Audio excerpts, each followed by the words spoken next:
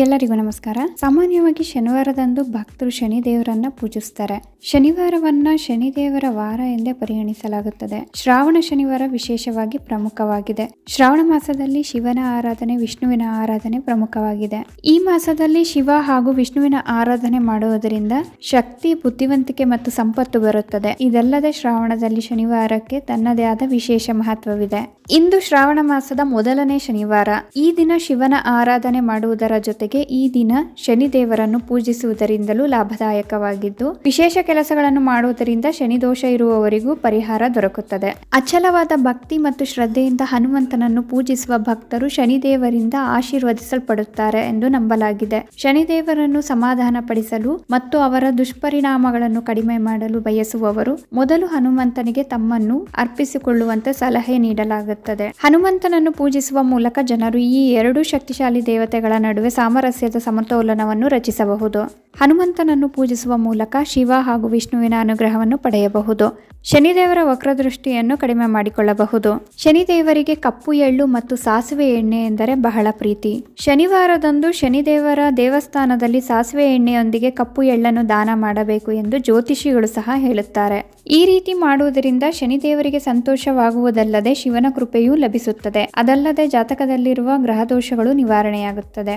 ಈ ದಿನದಂದು ಧ್ಯಾನ ಮಾಡಿ ಶುಭ್ರವಾದ ಬಟ್ಟೆಗಳನ್ನು ಧರಿಸಿ ಮತ್ತು ಗಂಗಾಜಲ, ಹಾಲು, ಮೊಸರು, ಸಕ್ಕರೆ ಇತ್ಯಾದಿಗಳನ್ನು ಶಿವನಿಗೆ ಅರ್ಪಿಸಿ ಇದರೊಂದಿಗೆ ಶಿವನಿಗೆ ಅಭಿಷೇಕ ಮಾಡುವಾಗ ನಿರಂತರವಾಗಿ ಶ್ರೀ ಭಗವತೆ ಸಾಂಬ ಶಿವಾಯ ನಮಃ ಈ ಮಂತ್ರವನ್ನು ಪಠಿಸಿ. ಇದು ಶನಿ ಮತ್ತು ಶಿವನ ಕೃಪೆಯನ್ನು ಪಡೆಯಲು ಸಹಾಯ ಮಾಡುತ್ತದೆ.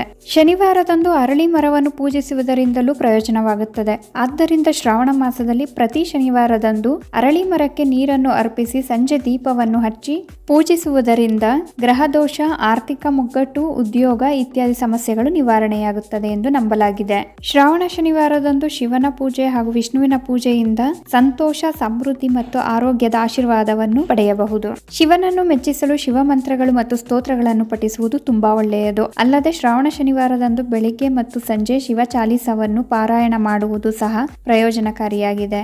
ಇದಲ್ಲದೆ ಈ ದಿನದಂದು ಶನಿ ಚಾಲಿಸವನ್ನು ಪಠಿಸುವುದನ್ನು ಸಹ ಮಂಗಳಕರವೆಂದು ಪರಿಗಣಿಸಲಾಗುತ್ತದೆ. ಶನಿ ದೋಷವಿರುವವರು ಶನಿ ಚಾಲಿಸವನ್ನು ಪಠಿಸುವುದರಿಂದ ವಿಶೇಷ ಲಾಭವನ್ನು ಪಡೆಯಬಹುದು. ಶನಿವಾರದ ಪ್ರದೋಷವನ್ನು ಶನಿ ಪ್ರದೋಷ ಎನ್ನುತ್ತಾರೆ. ಶನಿ ಪ್ರದೋಷ ವ್ರತದಂದು ಉಪವಾಸ ಮಾಡಿ ಶಿವನನ್ನು ಪೂಜಿಸಿದರೆ 120 ವರ್ಷಗಳ ಕಾಲ ಶಿವನ ದೇವಾಲಯಕ್ಕೆ ಭೇಟಿ ನೀಡಿದ ಪುಣ್ಯ ಲಭಿಸುತ್ತದೆ ಎಂಬ ನಂಬಿಕೆ ಇದೆ. ಪಾಪಗಳು ನಿವಾರಣೆಯಾಗಿ ಪುಣ್ಯ ಸೃಷ್ಟಿಯಾಗುತ್ತದೆ, ಆರೋಗ್ಯ ಸುಧಾರಿಸುತ್ತದೆ. ಶ್ರಾವಣ ಶನಿವಾರದಂದು ಶಿವನನ್ನು ಪ್ರಾರ್ಥಿಸಿದರೆ ಶಿವನ ಕೃಪೆಗೆ ಪಾತ್ರರಾಗಿ ಋಣಭಾರ ತೊಲಗಿ ಸಂಪತ್ತು ವೃದ್ಧಿ, ಸಕಲ ವಿಷಯಗಳಲ್ಲಿ ಯಶಸ್ಸು ಸಿಗುತ್ತದೆ. ಶನಿದೇವರನ್ನು ಮೆಚ್ಚಿಸಲು ಕಪ್ಪು ಎಳ್ಳು, ಸಾಸಿವೆ ಎಣ್ಣೆ ಮತ್ತು ಕಪ್ಪು ಬಟ್ಟೆಗಳನ್ನು ಅರ್ಪಿಸಬೇಕು. ಈ ದಿನ ಕಂಬಳಿಯನ್ನು ದಾನ ಮಾಡುವುದು ಸಹ ನಿಮಗೆ ಶುಭ ಫಲವನ್ನು ನೀಡುತ್ತದೆ ಎನ್ನುವ ನಂಬಿಕೆ ಇದೆ. ಇದು ಕೂಡ ಶನಿ ದೋಷವನ್ನು ತೊಡೆದು ಹಾಕುತ್ತದೆ.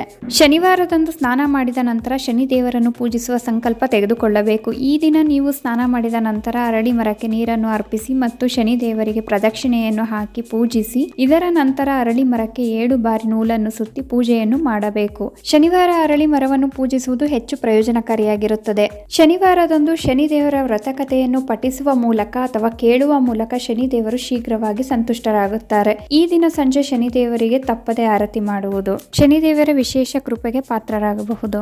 ಶ್ರಾವಣ ಮಾಸದಲ್ಲಿ ಬರುವ ಪ್ರತಿ ಶನಿವಾರವನ್ನು ಶ್ರಾವಣ ಶನಿವಾರ ಅಥವಾ ಸಂಪತ್ ಶನಿವಾರ ಎಂದು ಕರೆಯುತ್ತಾರೆ. ಈ ದಿನ ಲಕ್ಷ್ಮೀ ವೆಂಕಟೇಶ್ವರ, ಹನುಮಂತ ಹಾಗೂ ಶನಿದೇವರು ಶಿವರನ್ನು ಪೂಜಿಸುತ್ತಾರೆ.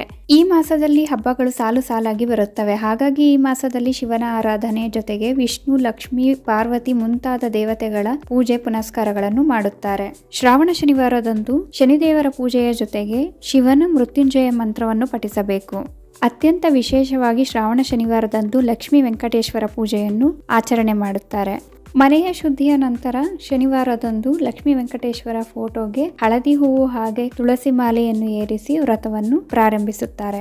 ಶ್ರಾವಣ ಶನಿವಾರದಂದು ಸುಖ, ಸಂಪತ್ತು, ಸಮೃದ್ಧಿಯನ್ನು ಪಡೆಯಲು ಲಕ್ಷ್ಮೀ ವೆಂಕಟೇಶ್ವರರ ಪೂಜೆ ಎಷ್ಟು ಮುಖ್ಯವೋ ಅಷ್ಟೇ ಮುಖ್ಯ ತುಳಸಿ ಪೂಜೆ. ಶ್ರಾವಣ ಶನಿವಾರದಂದು ಈ ವ್ರತಕ್ಕೆ ಹಳದಿ ವಸ್ತ್ರ ಮುಖ್ಯವಾದದ್ದು. ಪೀಠಕ್ಕೆ ಹಳದಿ ವಸ್ತ್ರ ಹಾಗೆ ಧರಿಸುವುದಕ್ಕೂ ಹಳದಿ ವಸ್ತ್ರವನ್ನು ಬಳಸುವುದು ಮುಖ್ಯ. ತುಪ್ಪದ ತಂಬಿಟ್ಟಿನ ಆರತಿ ವಿಶೇಷವಾದ ಆರತಿಯಾಗಿದೆ. ಅಕ್ಕಿ ಪಾಯಸ ಹಾಗೂ ಲಾಡು ವಿಶೇಷವಾದ ನೈವೇದ್ಯವಾಗಿದೆ.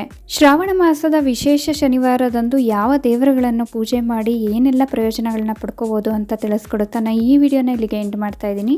ಈ ವಿಡಿಯೋ ನಿಮ್ಗೆ ಇಷ್ಟ ಆದ್ರೆ ದಯವಿಟ್ಟು ನಮ್ಮ ಚಾನಲ್ಗೆ ಸಬ್ಸ್ಕ್ರೈಬ್ ಆಗಿ, ಲೈಕ್ ಮಾಡಿ, ಶೇರ್ ಮಾಡಿ, ಹಾಗೆ ಕಮೆಂಟ್ ಮಾಡಿ. ಶನಿದೇವರ ವಿಶೇಷವಾದ ಮಂತ್ರ ಓಂ ನೀಲಾಂಜನ ಸಮಾಭಾಸಂ ರವಿಪುತ್ರ ಯಮಾಗ್ರಜಂ ಛಾಯಾ ಮಾರ್ತಾಂಡ ಸಂಭೂತಂ ತಂ ನಮಾಮಿ ಶನೈಶ್ಚರ.